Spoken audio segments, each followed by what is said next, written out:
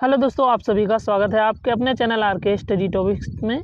दोस्तों, इस वीडियो में हम पढ़ेंगे आरपीएफ कांस्टेबल एग्जाम के लिए टॉप 60 मोस्ट इंपॉर्टेंट क्वेश्चन जो आपके आने वाले आरपीएफ कांस्टेबल एग्जाम के लिए महत्वपूर्ण होंगे, जो वर्तमान में चल रहे हैं।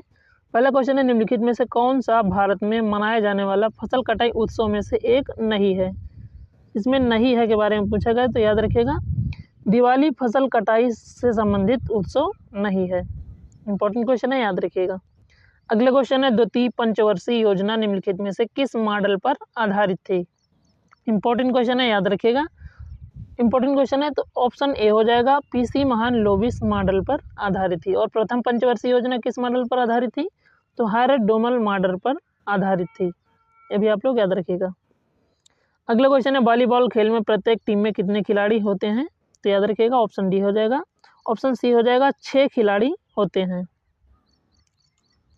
नेक्स्ट क्वेश्चन है, किस अधिनियम में प्रतिबंधित मताधिकार के साथ प्रत्यक्ष चुनाव की शुरुआत की गई थी।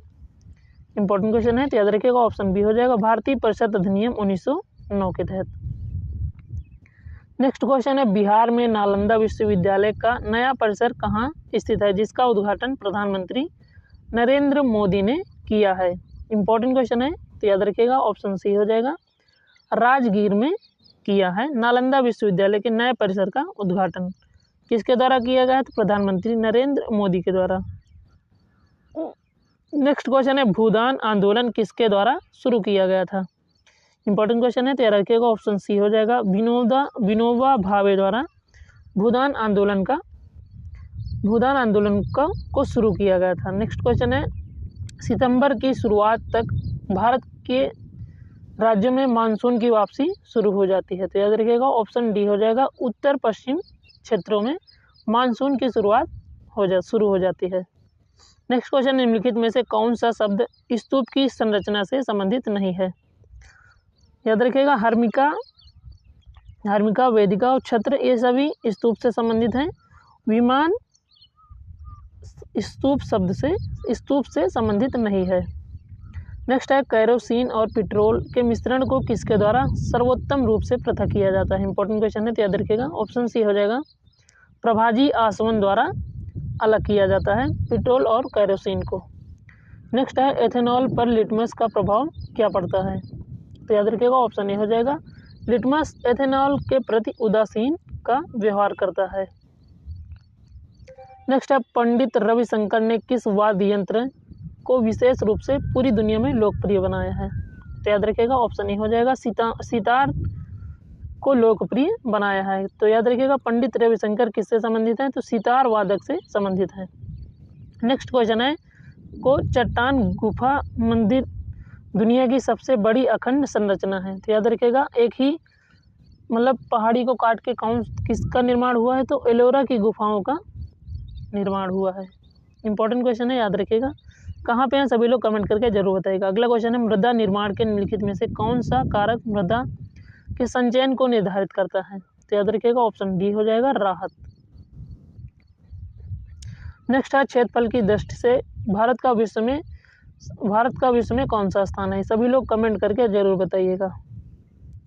नेक्स्ट क्वेश्चन है, लोकप्रिय मणिपुरी नर्तक गुरु विपिन सिंह का निम्नलिखित में से कौन सा पुरस्कार प्रदान किया गया है। इंपॉर्टेंट क्वेश्चन है, राइट आंसर हो जाएगा ऑप्शन सी, संगीत नाटक अकादमी पुरस्कार प्रदान किया गया है गुरु विपिन सिंह को। नेक्स्ट है, अलकनंदा भारत में भागीरथी नदी से कहाँ मिलती हैं, तो याद रखिएगा ऑप्शन ए हो जाएगा, देवप्रयाग में मिलती हैं। नेक्स्ट है, निम्नलिखित में से कौन सा माउंट आबू में स्थित है, तो याद रखिएगा ऑप्शन बी हो जाएगा, दिलवाड़ा मंदिर जैन मंदिर ये माउंट आबू में स्थित है। नेक्स्ट है, नदी के तट पर पहला अंग्रेजी कारखाना स्थापित किया गया था, तो याद रखिएगा हुगली नदी पर पहला अंग्रेजी कारखाना स्थापित किया गया था। नेक्स्ट है, जबलपुर निम्नलिखित में से किस नदी के तट पर स्थित है, तो याद रखिएगा जबलपुर नर्मदा नदी के तट पर स्थित है। और कहाँ पर है जबलपुर, तो मध्य प्रदेश में स्थित है। नेक्स्ट है, लेग बाय शब्द किससे संबंधित है, तो याद रखिएगा ऑप्शन ए हो जाएगा, क्रिकेट से संबंधित है लेग बाय शब्द। नेक्स्ट क्वेश्चन है, 2011 की जनगणना के संबंध में निम्नलिखित में से कौन सा कथन सही है, तो याद रखिएगा ऑप्शन डी हो जाएगा, 7 वर्ष या उससे अधिक आयु के व्यक्ति जो किसी भाषा में समझ के साथ पढ़ और लिख सकते हैं उन्हें साक्षर माना जाएगा। नेक्स्ट है अर्जुन पुरस्कार विजेता डॉक्टर अजमेर सिंह किस खेल से संबंधित है? तो याद रखिएगा ऑप्शन सी हो जाएगा एथलेटिक्स से संबंधित है। नेक्स्ट है प्रवाह पोर्टल आवेदकों को निम्नलिखित में से कौन सी सुविधा प्रदान करता है? तो याद रखिएगा आवेदन ऑनलाइन जमा करना, अपने आवेदनों की स्थिति पर नज़र रखना और निगरानी रखना, आरबीआई से समय पर निर्णय प्राप्त करना। तो ये सभी हो जाएंगे। राइट आंसर हो जाएगा ऑप्शन डी उपरोक्त सभी। नेक्स्ट है निम्नलिखित में से किसने महात्मा गांधी के साथ पूना समझौते पर हस्ताक्षर किया है? तो याद रखिएगा ऑप्शन डी हो जाएगा भीमराव अंबेडकर ने। नेक्स्ट क्वेश्चन है 1857 के विद्रोह में किस मुगल शासक का योगदान था? इंपॉर्टेंट क्वेश्चन है, तो याद रखिएगा ऑप्शन डी हो जाएगा बहादुर शाह द्वितीय का योगदान था। नेक्स्ट क्वेश्चन है लाभ और हानि खाते का प्रतिकूल संतुलन कैसा होना चाहिए? याद रखिएगा ऑप्शन सी हो जाएगा पूंजी से घटाया गया हो, तभी लाभ और हानि का पता चलेगा। नेक्स्ट क्वेश्चन है राजस्व प्राप्तियों पर सरकार का राजस्व व्यय की अधिकता को संदर्भित करता है। याद रखिएगा ऑप्शन बी हो जाएगा राजस्व घाटा को संदर्भित करता है। नेक्स्ट है किसने 1998 में भारतीय राष्ट्रीय कांग्रेस से अलग होकर तृणमूल कांग्रेस की स्थापना की और इसके अध्यक्ष बने? याद रखिएगा ऑप्शन डी हो जाएगा ममता बनर्जी।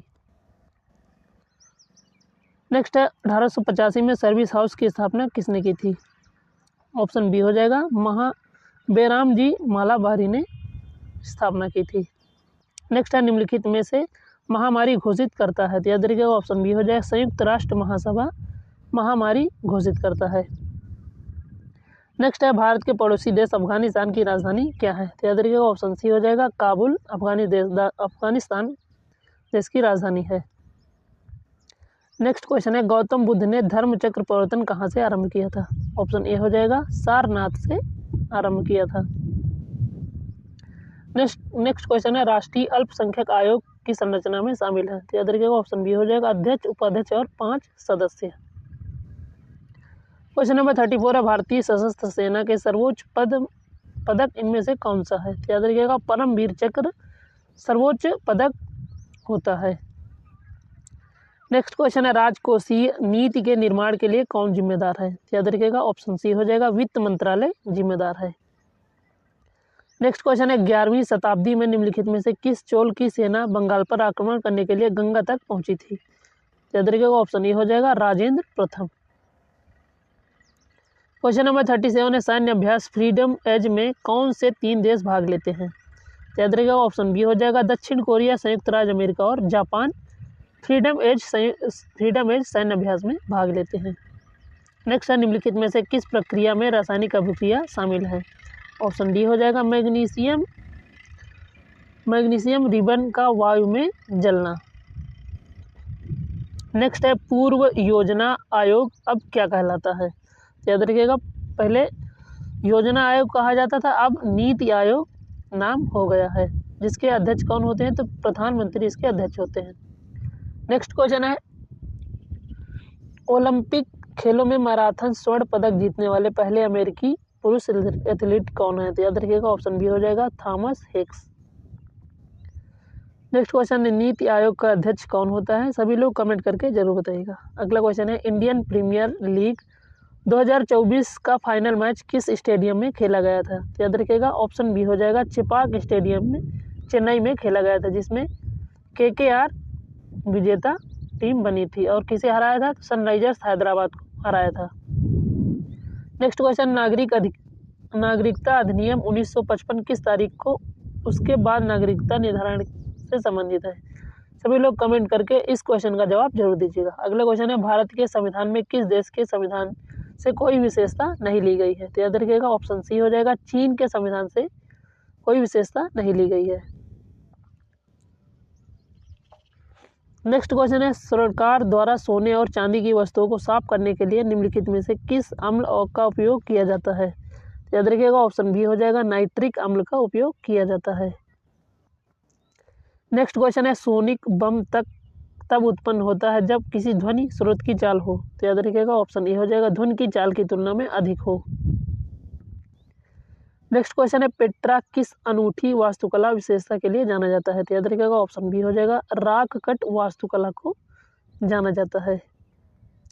नेक्स्ट है, मांग का नियम कहता है कि बीच नकारात्मक संबंध होता है। तो याद रखिएगा ऑप्शन बी हो जाएगा, किसी वस्तु की मांग और उसकी कीमत के बीच नकारात्मक संबंध होता है।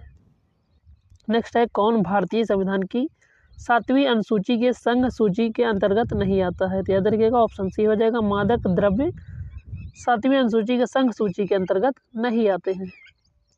नेक्स्ट क्वेश्चन है, भारत में राज्य के नीति निर्देशक सिद्धांत किस देश के संविधान से लिए गए हैं। तो याद रखिएगा ऑप्शन सी हो जाएगा, आयरलैंड के संविधान से लिए गए हैं। नेक्स्ट है, स्वर्ण सिंह समिति ने मौलिक कर्तव्य की सूत्री संहिता तैयार की थी। तो याद रखिएगा 8 सूत्री संहिता तैयार की थी। नेक्स्ट क्वेश्चन है, भारतीय संविधान के आपातकालीन प्रावधान भारत सरकार अधिनियम से लिए गए हैं। तो याद रखिएगा 1935 के अधिनियम से लिए गए हैं आपातकालीन प्रावधान। नेक्स्ट क्वेश्चन है, भारतीय संविधान के प्रथम स्थान प्राप्त करने वाला प्रणाली निम्नलिखित में से किस संविधान से अपनाई गई है। तो याद रखिएगा ऑप्शन ए हो जाएगा, ब्रिटिश के संविधान से अपनाई गई है। नेक्स्ट है, निम्नलिखित में से किस वर्ष संविधान सभा द्वारा राष्ट्रगान उसके हिंदी संस्करण को अपनाया गया। तो याद रखिएगा ऑप्शन सी हो जाएगा, 1950 को राष्ट्रगान के हिंदी संस्करण को अपनाया गया है। नेक्स्ट है, भारतीय संविधान को कब अपनाया गया था। तो याद रखिएगा ऑप्शन ए हो जाएगा, 26 नवंबर 1949 को अपनाया गया था। और लागू कब किया गया था, 26 जनवरी 1950 को संविधान लागू किया गया था। नेक्स्ट है, भारतीय संविधान में राज्य के नीति निर्देशक सिद्धांतों का मुख्य उद्देश्य निम्नलिखित में लक्ष्य प्राप्त करना है। तो याद रखिएगा ऑप्शन बी हो जाएगा, सामाजिक और आर्थिक न्याय प्राप्त करना है। नेक्स्ट क्वेश्चन है, भारतीय संविधान के न्याय के आदर्श किस देश के से उधार लिए गए हैं। तो याद रखिएगा ऑप्शन ए हो जाएगा, यूएसएसआर या रूस से लिए गए हैं। क्वेश्चन नंबर 58 है, भारतीय संविधान की प्रस्तावना को हमारे संविधान की राजनीतिक कुंडली किसने कहा है। तो याद रखिएगा इंपॉर्टेंट क्वेश्चन है। तो के.एम. मुंशी के द्वारा ये वाक्य बोला गया था। दोस्तों वीडियो पसंद आया तो एक लाइक और चैनल को सब्सक्राइब जरूर करिएगा। ऐसे वीडियो हम अपने चैनल में अपलोड करते रहते हैं जो सभी क्वेश्चन प्रीवियस ईयर से रिलेटेड होते हैं। तो मिलते हैं फिर किसी अगली वीडियो में, तब तक के लिए जय हिंद।